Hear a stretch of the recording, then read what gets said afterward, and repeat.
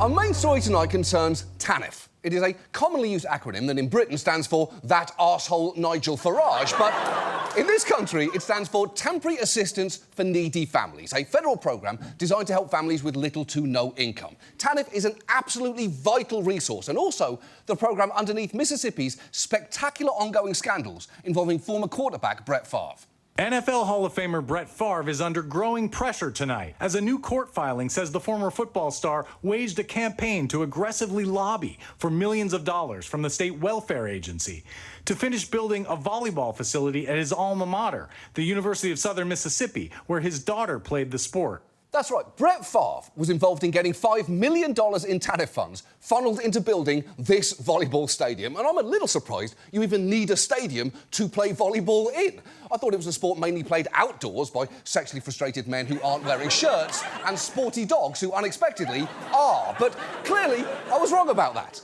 But Favre's role in this scandal went far beyond just volleyball. He's also alleged to have helped get around $2 million of TANF dollars routed to a pharmaceutical company that he invested in and personally received over $1 million more for the promise that he'd make public appearances or record PSAs. And in his text messages to a central figure in the scheme, a woman named Nancy New, Favre seemed eager to keep the details of this deal private. Texts show Favre was worried about how it might look. He wrote, "If you were to pay me, is there any way the media can find out where it came from and how much?" New replied no, but added, "I understand you being uneasy about that." Yeah, me too. But Brett, I have some terrible news for you. The media did find out. That's what's happening now.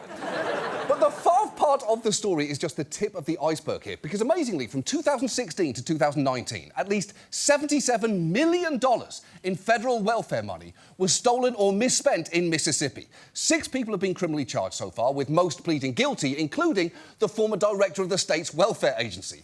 This scandal is full of both bizarre details and a weird number of former athletes, including retired WWE wrestler Ted the $1 Million Man DiBiase, seen here in his heyday looking very cool. DiBiase and his ministry apparently received nearly $2 million to, among other things, create a phone app to reach troubled teens and send them Bible verses, something that apparently never happened, which is probably just as well, given that it's hard to imagine this man helping any teen who is in trouble, unless the thing they're having trouble with is figuring out what it would look like if Steven Seagal somehow aged even worse. And look, legally, I have to tell you that both Favre and DiBiase maintain they did nothing wrong and have not been criminally charged. And Favre wants us to tell you that he returned the $1.1 million that he was personally paid and says that he didn't know any of the money was coming from welfare funds, although it's not clear exactly where exactly he did think the money was coming from. Perhaps he thinks there's some pot of taxpayer money that he can just dip his sausage fingers into whenever he needs something. I don't know. He's been hit in the head a lot. Not enough, but a lot. But what is not in dispute here is that for years there were people in Mississippi in dire need of help who just couldn't get it. Tamara Edwards raised 4 children on her own in Mississippi, applying for welfare benefits just once for childcare while she worked. When I reapplied, I was not able to be on it again because they told me that they didn't have the fundings for it. That is pretty infuriating to hear. And it gets even worse when you learn that in Mississippi last year, of roughly 190,000 children living in poverty, just 2,600 were receiving money from TANF. Well, remember, of the roughly 1 Brett Favre in Mississippi, 100% of them managed to get $5 million for this fucking volleyball stadium. It's enough to make you want to see Brett Favre hit in the nuts with a football, and the good news is, I can actually help you there. He was on the practice field this week and got hit in the not-so-friendly area. Oh, it takes him all the way down. Good! I'm glad that happened. And by the way, kudos to the local news team for adding the boing sound effect there. Excellent journalism. But it is important to know that while what happened in Mississippi rose to criminal charges, in states all over the country, the TANF program has been abused for decades and completely legally.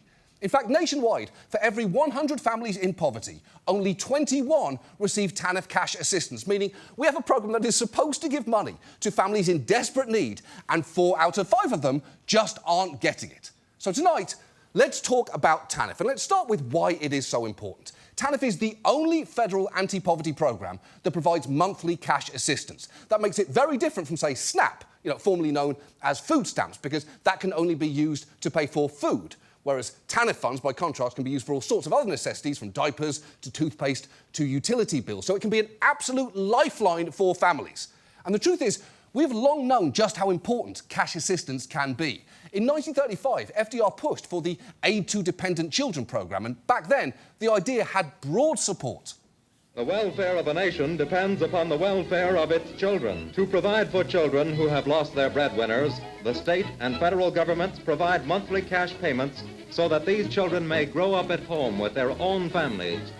Aid for children who, as citizens of tomorrow, need the security of home today. Wow. It is genuinely refreshing to hear that kind of voice saying such nice things, although given the time, I am guessing that if he just kept talking, he would have said something like, also, nothing calms a hysterical child like a good smack with a stick. That programme continued to have support for years, while perhaps not coincidentally, it was primarily white families, like those you just saw, who were the ones using it.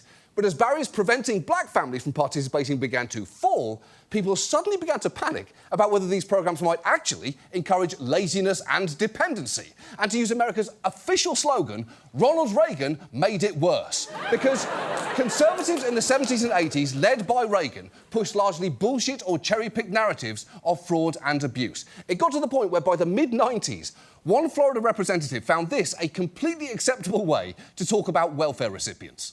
We post these signs for several reasons. First, because if left in a natural state, alligators can fend for themselves. They work, gather food, and care for their young. Secondly, we post these warnings because unnatural feeding and artificial care creates dependency. When dependency sets in, these otherwise abled alligators can no longer survive on their own. Now, I know people are not alligators, but I submit to you that with our current handout, non-work welfare system, we've upset the natural order. OK, there is a lot to unpack there. From casually comparing poor people to animals to claiming that alligators work. Which begs the question, the fuck are you talking about? Alligators don't have jobs, unless you consider looking like someone put a dragon baby into a panini press to be a job, in which case, yes, they are indeed working 24/7. Now, at the time that arsehole was speaking, the federal government had already begun allowing and encouraging states to experiment with various so-called welfare-to-work approaches, with the aim being to get as many people off government assistance as possible and into the workforce. And back then, both Democrats and Republicans seized on what appeared to be a successful program in Riverside County, California, that emphasized getting a job above all else and was said to have increased participants' earnings by nearly 50%. The man overseeing that programme, Larry Townsend, was celebrated at the time, even dubbed the Magic Bureaucrat, and was brought before Congress to share the secrets to his success. If you call Riverside County and nobody answers the phone, you'll get a work ethic message.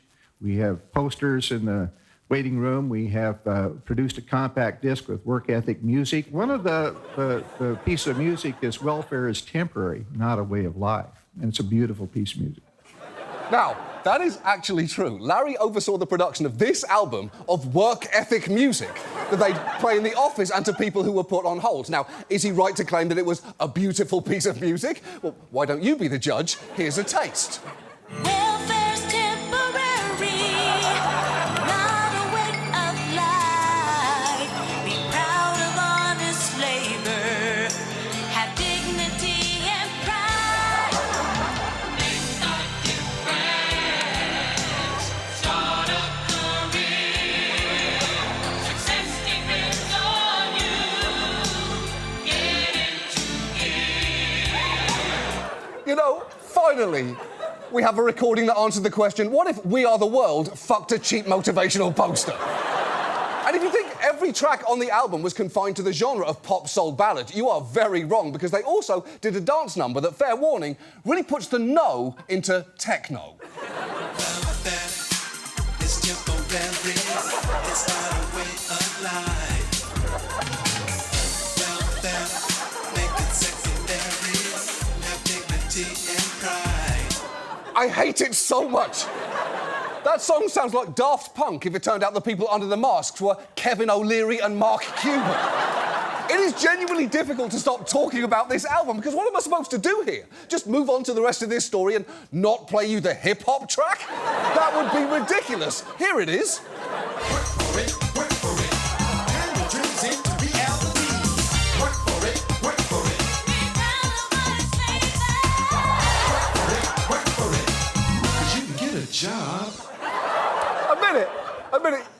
thought you knew how bad that was going to be, right? Then you get to that last, because you can get a job bit, and it somehow gets worse. Now, interestingly and importantly, later studies found that that man's programme didn't, in fact, succeed because of that album, or indeed anything else he'd done. Instead, research suggests its success was a fluke, and actually the product of an already stronger local economy rather than any reforms. But the problem was, the whole concept of welfare to work had caught on in a big way. Bill Clinton campaigned aggressively on welfare reform and once in office worked with Republicans to craft a bill that he bragged when signing it would move millions into the workforce. Today we are ending welfare as we know it, but I hope this day will be remembered not for what it ended, but for what it began. Now, spoiler alert, it's remembered for what it ended, not indeed what it began. It is genuinely hard to think of a clip from the Clinton era that has aged worse than that, other than, of course, this one from his inaugural ball. We'll be there for you. We love you. Thank you. And God bless you all. Thank you. And thank you, Kevin Spacey. Yeah. Pretty remarkable, right? That they let that sexual predator anywhere near Kevin Spacey. The point is, Clinton's welfare reform created the TANF programme, and in doing so, it brought about some major and catastrophic changes. First, it shifted the funding to a block grant. Basically, instead of the federal government having oversight and sharing the cost of the programme, each year it would just give states a lump sum of money. But in doing so, it crucially didn't establish any mechanism to increase that sum over time, meaning the amount that each state gets has not increased since 1996. And because it hasn't been adjusted for inflation or population changes, the real value of the funding has actually fallen by 40% since then. So it wasn't worth that much in the mid-90s, and it's worth even less now. Think of it like a single of Chumbawamba's tub thumping. And I know if you're under 30, you think I'm having a stroke right now, but I swear, everything I just said is a real word. The big promise of these block grants was that they give states the flexibility to spend it however they felt worked best for them. The only real requirement was that it had to be used for at least one of four incredibly broad purposes: providing assistance to needy families so that children can be cared for in their own homes or in the homes of relatives, fine. Promoting job preparation, work and marriage, okay. Preventing and reducing the incidence of out-of-wedlock pregnancies, seems a bit weird, and encouraging the formation and maintenance of two-parent families. So immediately you can see that not only is some of that incredibly moralistic, it's crucially a pretty broad mandate. And states have taken advantage of that latitude. For instance, some have appropriated TANF money for college scholarships that can end up going to middle-class students. Since 2007, Michigan has spent around $100 million each year in welfare money on college aid, much of it benefiting families well above the poverty line. And the state has justified this by saying that college aid helps prevent out-of-wedlock pregnancies, which of course makes sense, doesn't it? College is famously a place where no one fucks. Meanwhile, Oklahoma was at one point spending millions in TANF dollars on marriage counselling classes, including one called Forever For Real. Would you like to see an ad for it? Well, too bad, here it is. It's the most important decision you can make in your life to marry somebody.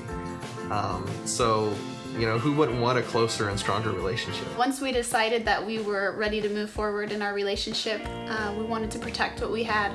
And so we decided to go to Forever Pharrell for an investment in us. We know that our relationship won't always be easy, but it will be forever. Forever Pharrell. Now relationships come with instructions. Okay. First, the chemistry between that couple is very much on the charts. And it doesn't help that they tried to set the mood by lighting candles when the rest of the room is lit like the freezer aisle at a Kroger. One reporter who attended one of those classes found participants were shocked to learn they'd been paid for with welfare dollars because they considered themselves pretty good and financially stable. But because, remember, supporting a two-parent household is one of the four purposes TANF funds can be used for, what Oklahoma did is completely legal. And while they eventually ended that programme in 2016, that was only after 17 years of spending TANF dollars on it. And at its absolute worst, TANF money can be used in actively harmful ways, like funding crisis pregnancy centres. We've talked about them before on this show. They are basically fake abortion clinics designed to persuade people to see pregnancies through to term, often by propagating misinformation. And yet, at least 10 states have siphoned millions of TANF dollars to pay for them. Up until last year, Texas had directed $45 million in TANF funds to these clinics. And just listen to some of the misinformation that one of them was telling people. At a center in the Dallas area, a volunteer told our producer they don't offer abortions, adding abortions can cause infertility. When asked about the abortion pill, the volunteer said, "My job is not to scare you. You never get over seeing that baby." She then pointed to a small plastic model like this, saying, "Can you imagine one of these in your panties?" Holy shit! Your tax dollars, which were meant to help poor families, instead went to someone uttering the single grossest sentence in their history of words. The only proper response to which is, can you imagine how much of a weirdo you'd have to be to say the word panties to a stranger while showing them your collection of Russian nesting fetuses? And look, I'm not saying states don't give any TANF funds to needy families, but in many cases they seem pretty far down the list of priorities. In Oklahoma, site of those sterile marriage classes, the state was spending just 9% of its TANF block grant on cash assistance. And one way states manage to keep their TANF rolls incredibly lean is to set the barrier to access them insurmountably high. In more than 25 states, a family of 3 living at half the federal poverty line earns too much to qualify for TANF, which is just absurd. Just listen to these women in Mississippi who were told that they were too rich to qualify. We are the people. We are who those programs are supposed to help, and they're not helping us. When you were rejected for TANF for making too much money, how much were you making? It couldn't have been any more than $11 per hour. I was actually making $9, and I was denied. How do I make so much money with 3 kids? Rent, utilities, transportation, like, how do I make so much money? Yeah, that is a great question. Because it's ridiculous that a parent of 3 struggling to make ends meet has too much money to receive TANF assistance, while the state was more than happy to shovel cash toward both Brett Favre and Ted DiBiase, a wrestler whose signature pose is, "Hey everyone, I just robbed an ATM." But it's not just that the income threshold can be prohibitively low, it's that the application process itself can be deeply invasive. For instance, states are required to offset any TANF money that they give to single mothers by chasing down the biological fathers for child support, money that the government then often keeps for itself. So in some states, single mothers applying for public assistance are forced to identify the father of their child, his eye colour, his licence plate number, and the exact date when they got pregnant, often under penalty of perjury, which is the most humiliating way to identify the father of your child that doesn't involve Maury fucking Povich. But there is one more twist here, because even if you qualify and are able to get assistance, it can be extremely easy to then lose it. Not only do some states set time limits for how long you can get TANF, Arizona kicks you off after just a year, the money comes with an obligation to perform work activities like job searching and training the recipients have to engage in for a certain number of hours each week. But for struggling parents, which this programme is for, remember, that can be very difficult, especially if they don't have access to childcare. I've lost the cash assistance 3 or 4 times due to the fact that, no transportation, nobody to watch my son. They want you to go looking for work. How do you take a kid into a job and ask for an application? Right. It's not easy to take your kid along into a job interview. That is why most job applications don't come with a bonus big maze and a crayon. And it's not like her state welfare office is unaware that she has a child. They know that. They may even know the exact date he was conceived for some fucking reason. And if you fail to meet your obligations, states can be pretty unforgiving in cutting you off. Just listen to one woman who was kicked off assistance, despite having an objectively solid excuse. Kimberly Thompson spent 2.5 months in the hospital last summer after an infection ravaged her body. Nearly half of that time she was in a coma. Adding insult to injury, though, while she was comatose, the county kicked her off government assistance. Well, I was in a coma and I didn't report in. I was supposed to report in once a week.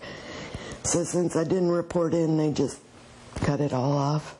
Wow. Finding out you've lost your government assistance has got to be one of the worst things you could possibly hear when waking up from a coma, along with, actually, we call him President Trump now, and most of the dogs you knew are dead. And the thing is, all of this, the multiple hoops you have to jump through before getting assistance and the requirements you have to meet to keep it, is for an abysmally small amount of money. In 15 states, cash benefit levels don't even reach 20% of the poverty line, which is about $386 for a family of 3 per month. And if you're thinking, well, maybe states just don't have the money. Not only have you seen the bullshit that some of them spend it on instead, but you should know perhaps the most shocking thing that some states spend TANF money on is absolutely nothing at all.